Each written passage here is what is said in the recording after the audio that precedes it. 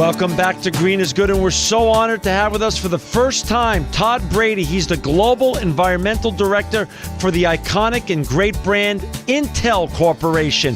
Welcome to Green is Good, Todd. Thanks, John. It's a pleasure to be here. Hey, before we get talking about sustainability and technology and all the great things that makes Intel an eco leader, we'd like you to share with our listeners, Todd, the Todd Brady story, the leading up to your position at Intel and what sustainability means to you. For me, the whole sustainability journey started probably 25 years ago, back when I was in engineering school back in college. And I remember I was a chemical engineer at the time, focusing on, traditional engineering things. But I remember I took an air pollution course, and I was fascinated by the interplay between science, technology, community issues, political issues, and how they all came together. And from there, I decided, hey, this is what I want to do. This is what I want to do for a living. And so I had a couple of different jobs before I joined Intel.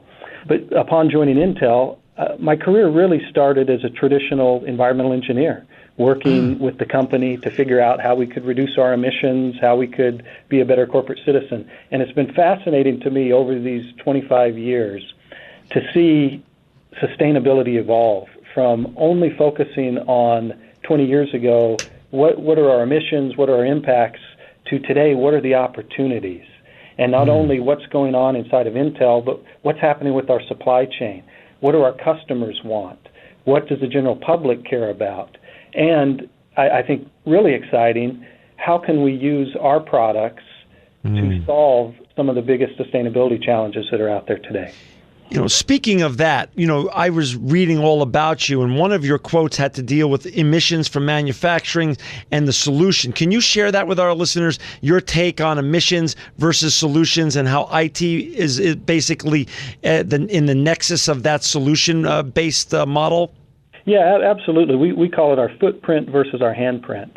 Our footprint being this is the environmental impact we have on the world. Everything from at Intel, we're the world's largest semiconductor company. We've got big manufacturing plants all around the world, and we use water. We have emissions. We generate waste, et cetera. And so we're constantly working on how can we reduce that impact. If we look at our carbon footprint and the carbon footprint of the entire IT industry, it turns out that collectively, as an IT industry, we represent about 2 to 3% of the world's carbon footprint, if you will. Now, turn that around and look at what we call our handprint, or what can we do with our technology to help address and solve these sustainability challenges. So we're 2 to 3% of the carbon footprint. We believe you can use IT to make the world more efficient, address that other 97, 98%, whether that's through smart buildings, smart infrastructure, more efficient ways of doing commerce. I mean, look around you at all the different ways IT is used today and the ways that we can use it in the future. I think there's a real opportunity here for us to use that technology to address climate change, greenhouse gas emissions, and the things that we're struggling with today. And so today we're going to be talking about not only Intel, and why Intel is an eco leader, but the convergence of sustainability and technology, which you just discussed with us and just shared with our listeners. So before we get into that, can you just share with our listeners again your role? Obviously you're the global environmental director. What does that mean, and what are you most proud of when it comes to Intel's sustainability initiatives that you're leading now? So, as I mentioned, we're the world's largest semiconductor manufacturer. And so a primary part of my role is to look at our environmental footprint. What can we do to reduce it? We have initiatives around making our facilities more energy efficient, using less water, recycling our waste, et cetera. In addition, we focus on our supply chain. What can we do to work with our suppliers? We have tens of thousands of suppliers around the globe. How can we work with them to make their products and processes more efficient? We partner with our customers. How can we build a product that's more energy efficient, that has less of an environmental impact? So each of those computers that you purchase year after year, how can we make those more energy efficient? And Intel has a key role in doing that. And so my role at the company is to help direct and set that vision for the company, and then drive those initiatives to make that a success. Gotcha. That makes a ton of sense. So, Todd, 10 years ago, before there were people like you who were the global environmental directors of iconic brands like Intel, or they were the or before we had the title of Chief Sustainability Officer, people always used to say in 2000, 2002, we can't be green, it's more expensive. But from a business standpoint, now that we're here in 2015, what are some of the benefits of being a more sustainable company, and is it also green for your bottom line by being more sustainable? And that's something that I, believe in strongly, not just working at Intel, but even in my personal life as I make decisions about being green, right? Does it make sense financially as well? And those are the initiatives we want to drive. I'll give you, an example. Sure. Since I think 2007, 2008, we set up a fund, an energy conservation fund, where we said we're going to dedicate energy each year to do projects, but only those projects that have a positive ROI for the company. Right. And we thought, well, initially we'll spend a few $1 million here and there, but we'll quickly run out of ideas. Fast forward today, last year we spent over $30 million on energy conservation projects. These were projects that were identified by our engineers around the globe of things we could do to be more efficient. We funded those projects now. We've spent over $100 million over this time frame. And in turn, so that's reduced our use of electricity, our use of natural gas, those kinds of things, which in turn has reduced our emissions. But we've also saved over $200 million. So for every dollar invested, we've gotten $2 out of making those investments. So there's a clear link between efficiency, being more efficient, being green, and making good business sense. The two come together. For our listeners who just joined us, we've got Todd Brady. He's the Global Environmental Director of Intel. And to learn more about all the great and green things that Intel's doing, you could go to www.intel.com. Todd, for the 6 consecutive years, Intel has been recognized by the EPA as the largest voluntary purchaser of green power in the United States. Where is Intel headed as it relates to renewable energy in the future? Yeah, so this is an area where we're going to continue to invest. As you said, we are the largest voluntary purchaser of green power in the U.S. It's a significant amount of power. It's over 3 billion kilowatts of power. And to put that in perspective, because that's a big number, but it doesn't mean a lot by itself, that's the equivalent of the electricity consumption of about 300,000 homes.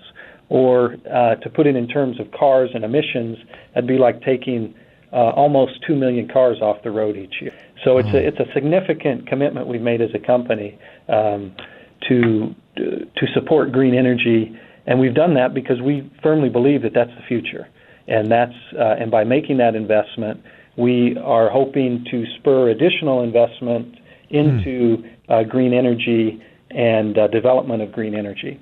In addition, we've installed. Now I think we have 18 or so solar installations across the U.S. where we've installed solar power generation on site. And so not only do we want to buy the green energy, but where we can, we want to invest and have that directly at the locations in which we operate. Green power is going to continue to play a big role in the future of Intel. So let's now break it down a little bit further. Let's talk about operations. How do you approach sustainability with regards to Intel in a bifurcated way? You have your operations, and then you have all your campuses and facilities across the world. How do you approach sustainability and environmental impact in both of those different settings and get buy-in and create champions within Intel to get further buy-in and make this a cultural and DNA issue at Intel? Yeah, you're absolutely correct. And in fact, I've rattled off a few different numbers and things that we've accomplished. Yeah. But that would not be possible without having all of the individuals which we do at Intel engaged and energized, bringing forward solutions and opportunities. And so one of the keys in driving any sustainability program at a company, at an organization, in a community, is to get that engagement at the grassroots level. And so we've done a few different things. One of the things that I find fascinating, we started it 5 or 6 years ago, is a sustainability in action grant program. And so we created a program whereby we said to our employees around the world, hey, if you have an idea around sustainability that you would like to do either at Intel or in your local community, bring it forward, and we're going to have a process whereby we select and fund these projects. And each year I'm blown away by the ideas that our employees bring forward, and then we fund them centrally. I mean, everything from we had some engineers in our Folsom, California campus make beehives on site to make honey. And then in turn that honey is used in our local cafeterias. And they learned how to, and they had read about, the issues with bees and pollination, and the fact that there was colony collapse with bees, and they said, hey, we want to help there. We can do this right on site. And they did. That's awesome. And they sent me a bottle of the honey. It was phenomenal. We've had an attorney who said, hey, could we use some of our emissions off of our factories to grow algae, which then could be turned into a biofuel. Again, this came from an attorney, a legal person at Intel. He did a pilot project with a local university where we demonstrated that we could do that it was feasible. We had engineers in Israel who worked with the local school, obviously a very desert region, to set up a rainwater capture program for literally, tens of thousands of dollars, very small amount. And here they created a rainwater capture program that meets the needs of the irrigation needs for that school.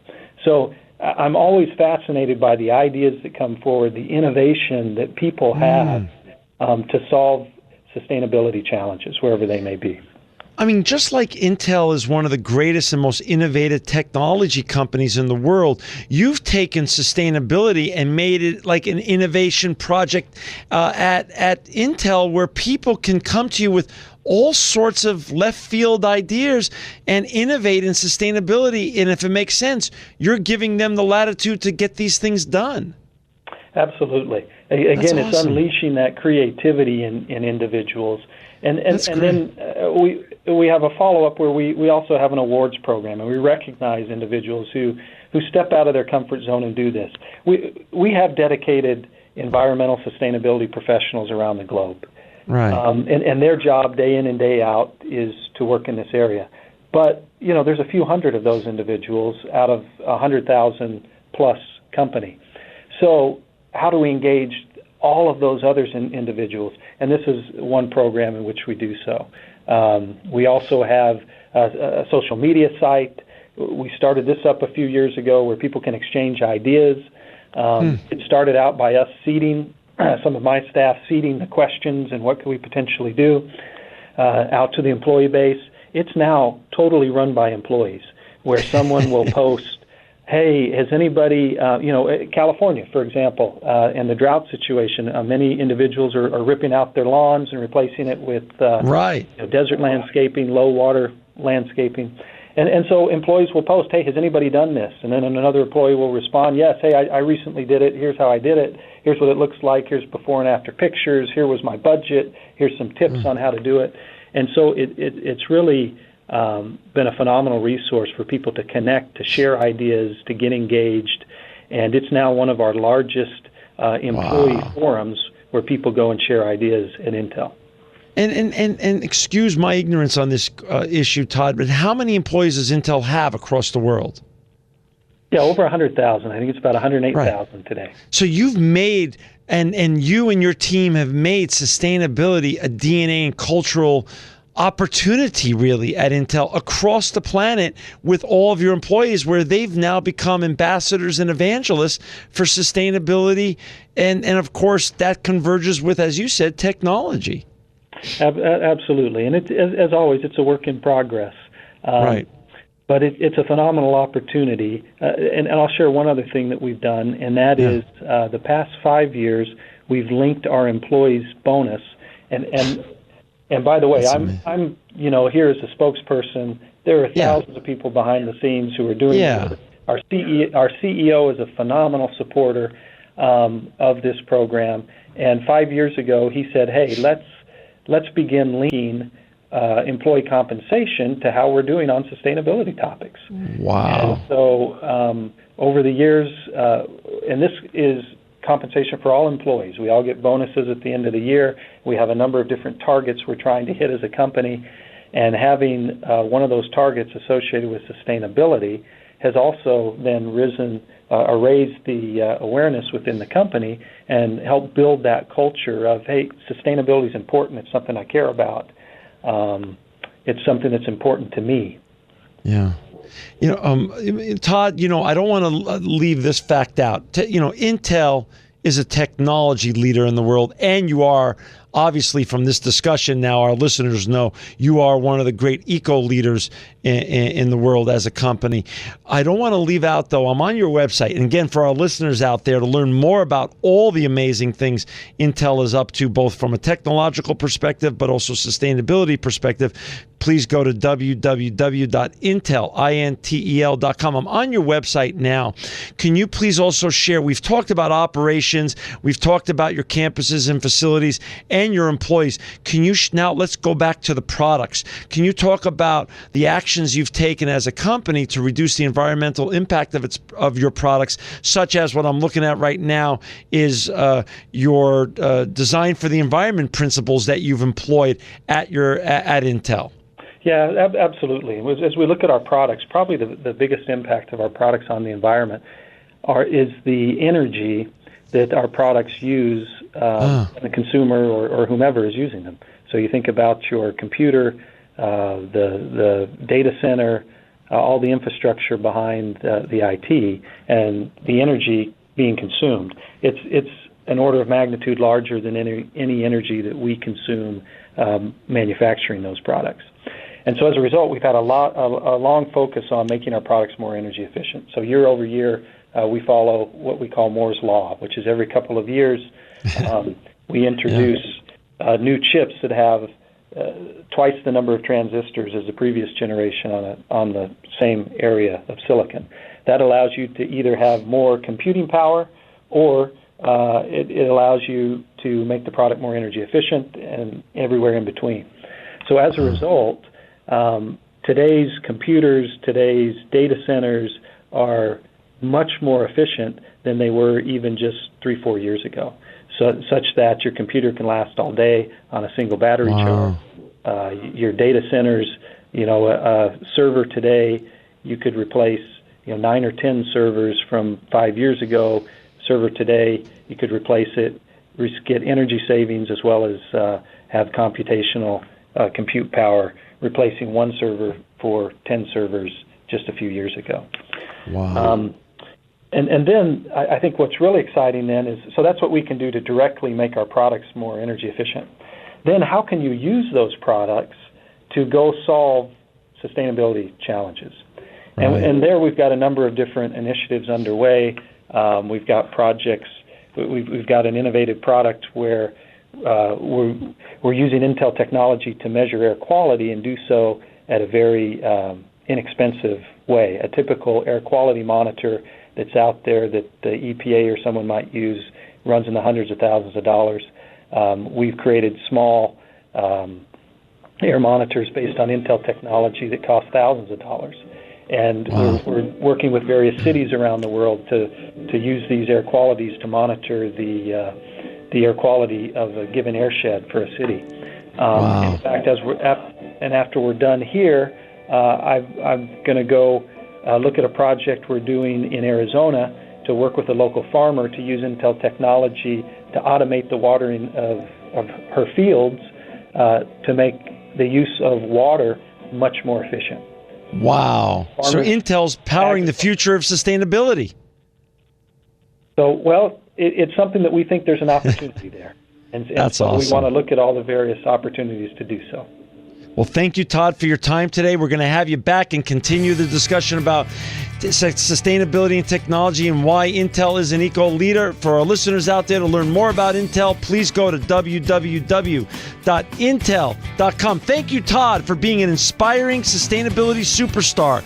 You are truly living proof that green is good.